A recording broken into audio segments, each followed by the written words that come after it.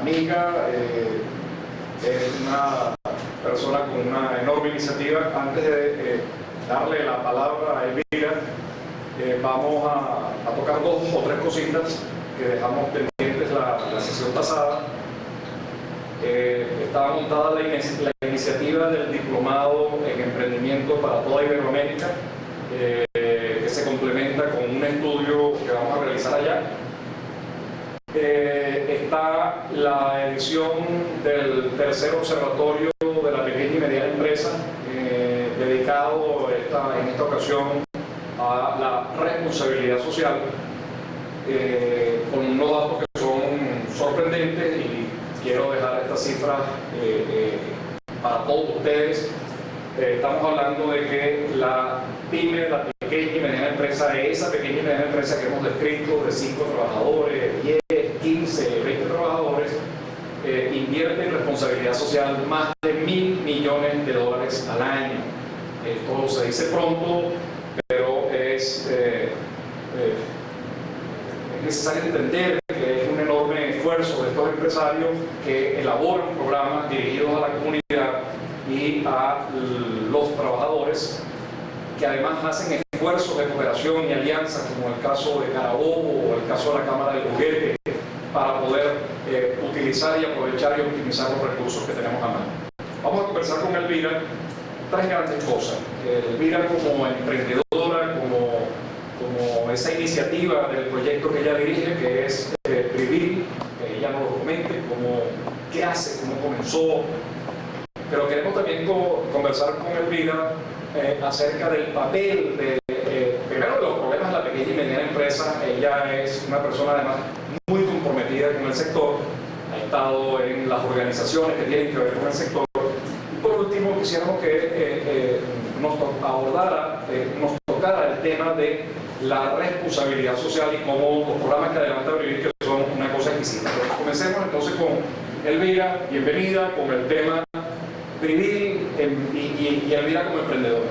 Gracias por esta invitación, Tomás, porque el nombre de tu programa creo que identifica lo que ha sido la vida de Elvira de Parés como ciudadana.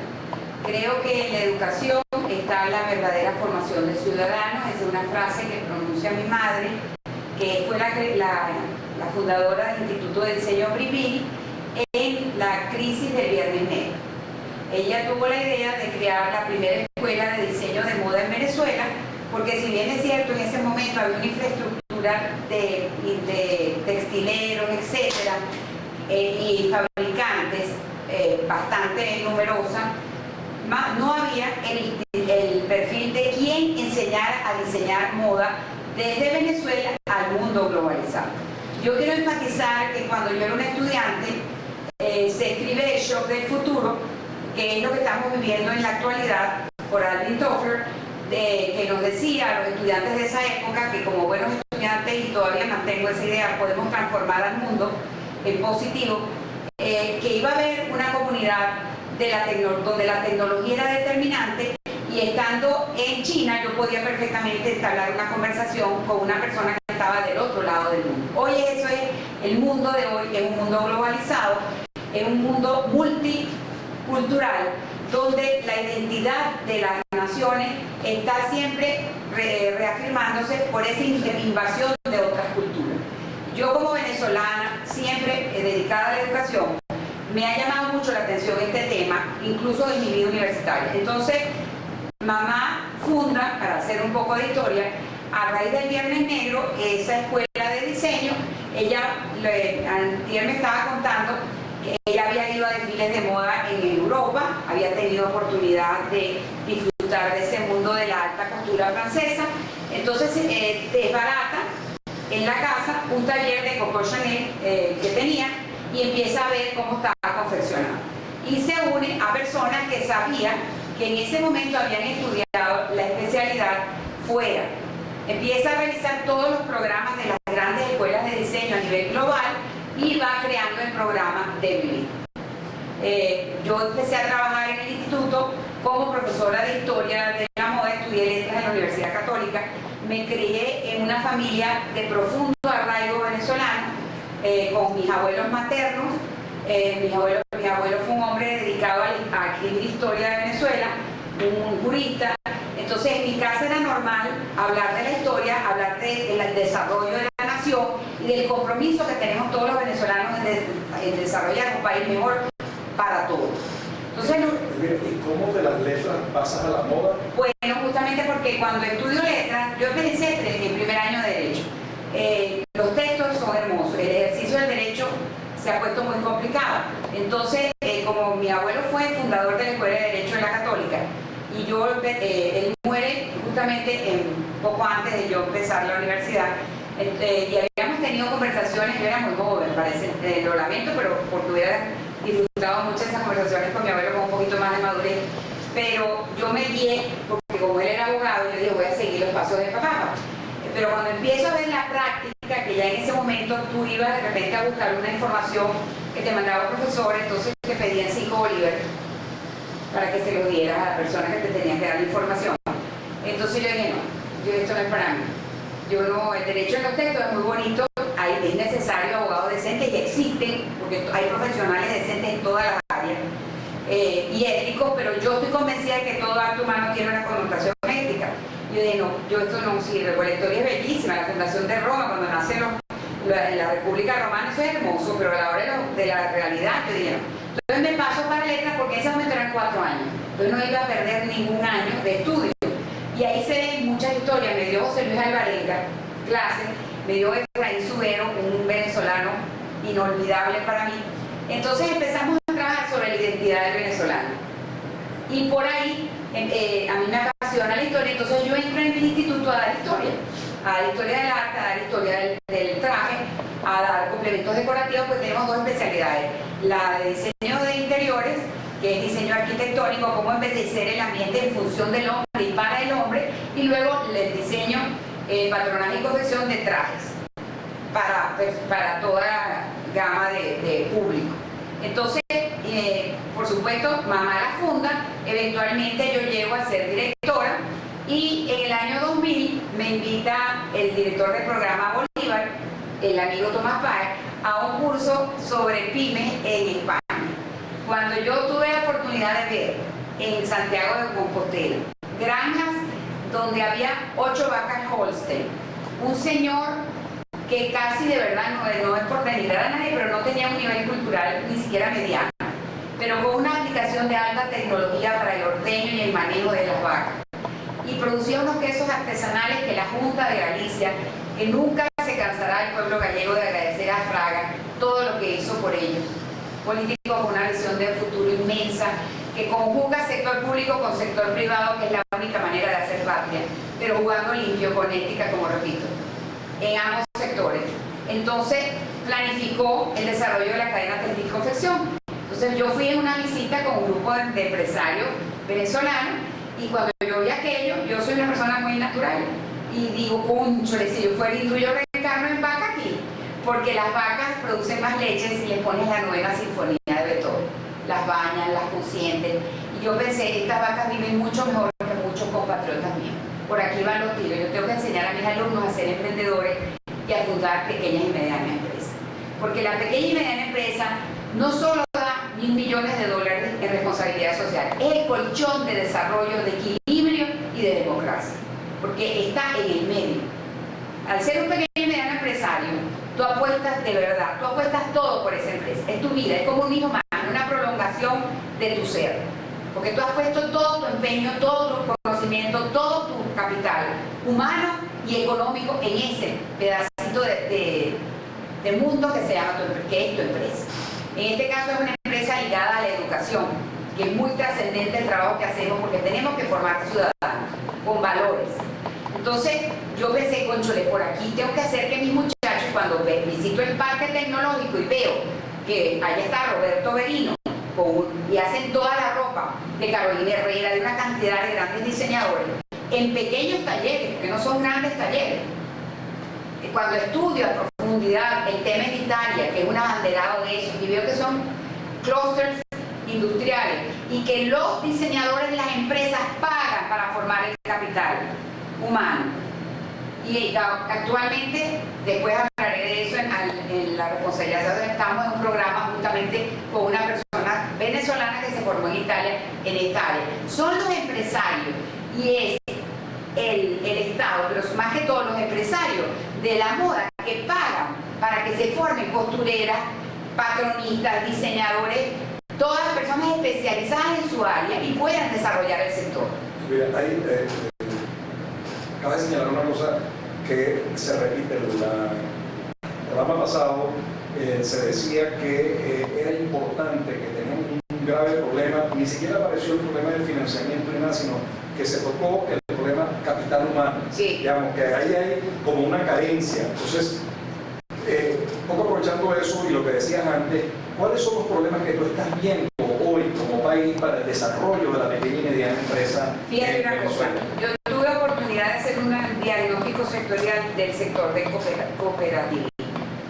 La idea como idea es muy buena, pero fue hecha sin ningún seguimiento y dieron el dinero muy alegremente. Entonces cuando a mí me tocó visitar ciertas cooperativas de mujeres muy humildes, una era una líder comunal admirable, que cuando yo llego a la cooperativa me doy cuenta que ni siquiera las telas estaban bien compradas.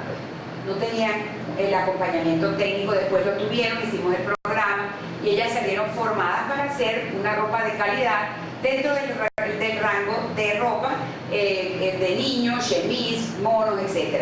No ropa ni siquiera para vestir diariamente, sino ropa de dormir, ropa para los programas de colegiales, o una ropa muy sencilla, porque el mono deportivo hoy en día se ha convertido en una prenda de vestir muy económica que cualquier persona puede comprar y va vestida decentemente. Entonces, yo me doy cuenta de que había cantidades de cooperativas que les dieron cantidades de maquinaria extraordinaria, que ojalá pudiera yo comprarla para mis estudiantes.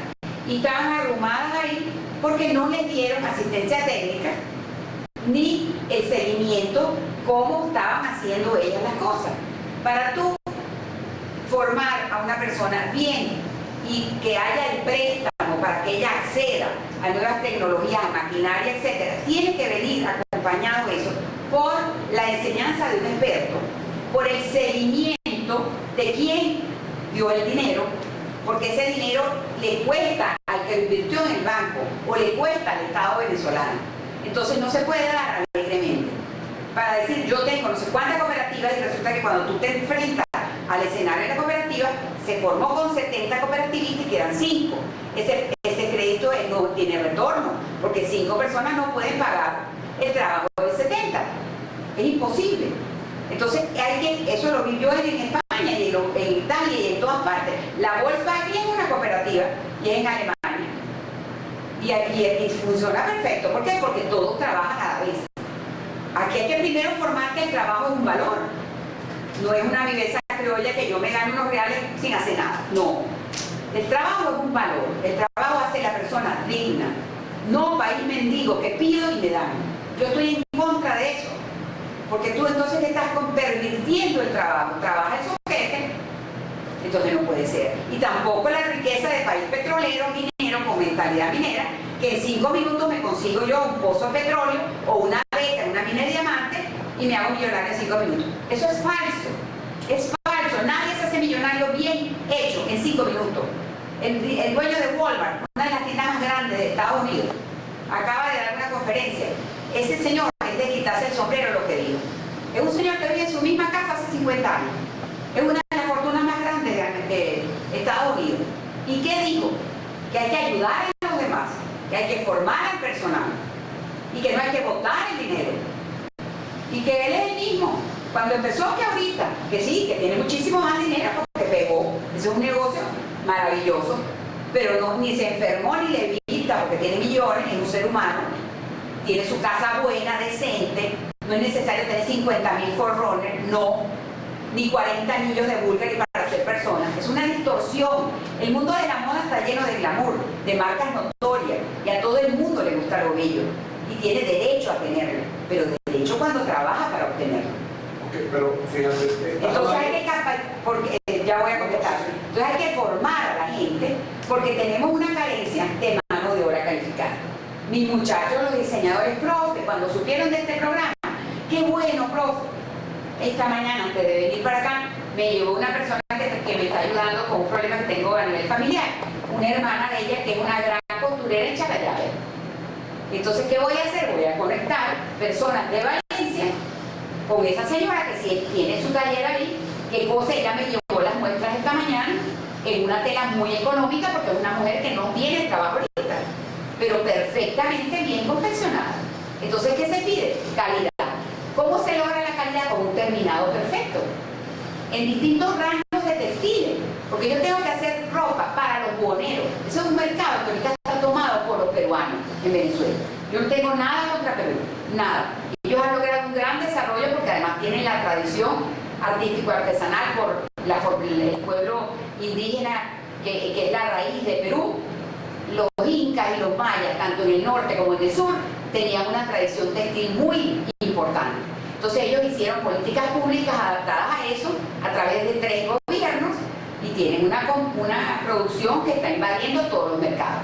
Okay, pero fíjate, lo has dicho, dijiste, capital humano, había señalado antes articulación público-privada, sí. Pero lo que estamos viendo en Venezuela en este momento es que el sector textil se está constriñendo, sí. El estado Aragua, que era el estado por excelencia en empresas textiles, han venido desapareciendo el sector confección. Entonces el esfuerzo que hay que hacer para reconstruir el país, entonces, ¿cómo hacer para impulsar emprendimiento, para desarrollar el área de la moda que requiere tela, es decir, textil, pero también requiere confección?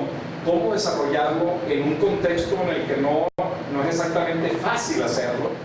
Mira, a mí, yo leí un libro de un economista de Harvard, ex jesuita, que él compara la vida de los jesuitas cuando San Ignacio de Loyola y San Francisco Javier fueron a evangelizar el mundo con el mundo actual, con la crisis a raíz de lo que hizo Madros. Ellos llegaron a todas partes del mundo, no había internet, no había barcos, sino unos barcos muy elementales, no había aviones, llegaron a China, a la India, a todas partes y lograron el objetivo de cumplir con lo que les había pautado San Ignacio de Loyola. O sea, el límite es el cielo, la dificultad existe. En tiempos de crisis es que se hacen las grandes cosas. Hay un sector bancario privado que está comprometido con eso. Hay un sector público que también lo quiere hacer. Lo que tenemos que hacer es un diálogo sincero. Un diálogo donde no exista una carta bajo la manga. No estoy de acuerdo con eso. Donde ese sector público y privado que estaban haciendo un llamado a los políticos de este país, porque otra cosa que ha pasado aquí es que estigmatizaron la política. Y eso no fue justamente, esto que estamos viviendo es consecuencia de estigmatizar la política. Es necesario creer en lo político. Todos los santos que existen en las iglesias, todos vivieron, murieron y 100 años después, salvo el Papa Juan Pablo, y lo hicieron santos. Tenían defectos, pero tenían virtudes. No todo político es ladrón, eso no es cierto. Hay muchísimos que son unos ampones y se les nota para rematar, porque son tan poco pudorosos que muestran con un desparpajo inmenso el saqueo que han hecho. Y todo es culpa de la Cuarta República. Lo jugó en la Cuarta, lo jugó en la Primera, porque Bolívar luchó contra eso. Yo no quiero ni nombrarlo porque tenemos mucha lástima, pues el señor no lo deja de casar en paz. Pero esa corrupción existe porque es intrínseco a la naturaleza humana, pero también existen métodos de control. Yo te presto a ti, fábrica, 50 millones de bolívares y te pongo ahí a un empleado del banco para ver cómo están invirtiendo tú esos 50 millones. Entonces Bancrecer, Bangente, eso existe. Yumus, el creador de las microfinanzas, que lo trajo a Ecotep a dar una conferencia y que hay miles de personas trabajando en eso. Eso es una realidad. Los puntos en los barrios del Banco de Venezuela, eso es otra realidad y funciona. Porque el que va para arriba, para el cerro, no es cualquiera. Subir cerro aquí no es sencillo, porque no sale vivo. Y sin embargo existen en los cerros. Es posible hacerlo, pero hay que tener la voluntad de hacerlo y hacerlo con ética y hacerle seguimiento. Porque yo no puedo hacer país mendigo, regalar el dinero, porque no, se lo están robando al futuro. Cuando nosotros somos un país privilegiado, ¿por qué? A pesar de la crisis, estamos en la puerta de América Latina. Somos un país donde el nivel de amor hacia lo que hacemos, los venezolanos cuando estamos comprometidos en algo, echamos el resto. Si somos, yo defino zaperoco barroco, porque somos barrocos y somos muy zaperoqueros. pero estamos dispuestos a darlo todo cuando creemos en algo. Pero tenemos que ponernos a caminar junticos y a construir un país donde existan esos políticos y los ciudadanos les hagamos seguimiento, porque por quien yo voto yo reclamo. Yo no tengo pena de reclamar. Y lo hago. Y mando el Twitter. Mando al alcalde, mire alcalde, el hueco está ubicado en tal parte. Eso es lo que hay que hacer, pero es muy cómodo detrás de un escritorio ponerte en Facebook o por las redes sociales sin mover un pie. No, no sirve. Tienes que trabajar por Venezuela. Entonces, ¿cómo voy a desarrollar el sector? Ayer leí una cosa que me contentó mucho, que el Telares Maracay quiere hacer un programa de rescatar el algodón venezolano. Me parece maravilloso. Ojalá lo logren. ¿Por qué? Porque el mejor lienzo del Imperio Español, cuando fuimos colonia de los españoles, se llamaba el lienzo del Tocuyo. Entonces yo le pregunto a los que me están oyendo, ¿dónde queda el Tocuyo? En Venezuela. Y de ahí pasó para todos los lugares donde los españoles tenían un imperio que como dijo Felipe II, no se ponía el sol. Y era el lienzo hecho aquí, made in Venezuela. Nosotros tenemos calidad total, pero tenemos una autoestima muy molida. Yo estoy convencida, eso es una realidad. Claro, pero también tienes, digamos, tienes un marco de política que ayuda un poco, porque, te repito, en el caso del capital humano, del talento humano, tú tenías antes un índice que, mal que bien, fue pionero en muchísimas cosas de referencia, pero hoy está está molido, como acabas de decir tú. Después tienes el temor al ejercicio de la propiedad, digamos, está sometido a que el gobierno considere algo estratégico, entonces se hace la inversión pero con mucho temor, y por eso la inversión privada ha decrecido a niveles impresionantes, y necesitamos en el proceso de reconstrucción, de articulación de lo público con lo privado, de trabajo conjunto, donde el empresario se sienta cómodo invirtiendo, donde emprender no sea mal visto, sino sea algo que la sociedad sancione como algo bueno. Claro, y necesitamos, es que aquí no existen políticas públicas. Yo cuando empecé como gremialista, nosotros nos reuníamos con el gobierno, etcétera, y yo me di cuenta, porque aquí hay una perversión. Aquí se confunde Estado con gobierno. El Estado es una cosa y el gobierno es otra. El Estado tiene que permanecer siempre. Entonces hay unos lineamientos de Estado que se cumplen. Alemania acaba de dar una gran lección al mundo al elegir a Angela Merkel con un 41% de votos. ¿Por qué? Porque Angela Merkel es una mujer comprometida totalmente con lo que ella hace. Y ella hace y dice, porque es importante esas dos cosas, el accionar y el ejecutar. Yo puedo decir misa si encuentro quien me la oiga, pero si a la hora de ir a la práctica no hay respuesta, la gente no cree. Y para tener un país desarrollado tiene que haber inversión privada. El mega Estado, eso no puede abarcarlo todo, porque se les sale de las manos a ellos mismos. Tú vas a un ente público, como me ha tocado a mí, a buscar algo que por derecho me corresponde, porque soy venezolana y repito, no quiero otro pasaporte, no quiero otra nacionalidad. Me llena de orgullo serlo. Entonces, ¿qué pasa? Está llena de una burocracia que el mismo presidente Chávez, para que lo recuerden los que están ahorita en el gobierno, hizo una ley para agilizar los procesos que nadie la usa. Pero antes, nos queda pocos minutos y no quiero perder ese esfuerzo tan lindo que ustedes están haciendo con el tema de la responsabilidad social. Entonces, por favor, breve, pero mira, se vino en Chile, la presidenta Michelle Bachelet trabajó mucho por la mujer y por eso fue a la ONU y regresa a Chile a un segundo periodo que estoy segura que va a ganar la elección. Entonces, ¿qué pasa? Tengo una familiar que no por familiar me buscó y estamos en un programa de desarrollo para costureras, patronistas, etcétera, de mujeres que salieron de situaciones de riesgo, mujeres que nos las proporcionaron los institutos de las distintas alcaldías metropolitanas, que pasaron problemas muy severos en su vida, ya superaron el problema, y la fundación que está en alianza con Privil se llama Vístete de Sueño, porque a través del traje cualquier persona se puede vestir de un sueño de una vida mejor, un sueño de una vida productiva, un sueño de una vida que me enseñaron y me dieron herramientas para yo trabajar con dignidad y llevar a mi casa el pan, trabajado con esfuerzo y disfrutando lo que hago, porque el que no ama su trabajo no lo puede ejecutar. Entonces estas mujeres, es un proyecto piloto, tenemos 12 en la actualidad, ya otras alcaldías nos van a dar para dar otro tipo de cursos más pequeños, para ir formando, porque podemos hacer multiplicidad de cursos, de patronaje, de traje de baño, de ropa de niños, de todo, porque aquí hay un mercado cautivo para los trabajadores venezolanos en ropa infantil. Esa ropa que está viniendo es antiespasmódica de horrible, porque son niñitas vestidas como mujeres sin tiempo. Y la infancia es la cantera de la vida. Tú en la infancia adquieres todas las herramientas para ser un adulto digno, bien formado. Tú no puedes vestir a una niñita como una rosita, no sirve. Hay que vestirla como niña fashion, porque además tiene un alto sentido. Yo fui a un desfile con niños de Fundana, que les hicimos la ropa en alianza para regalársela, y yo me quedé loca con los modelos que tienen esos niños de Fundana.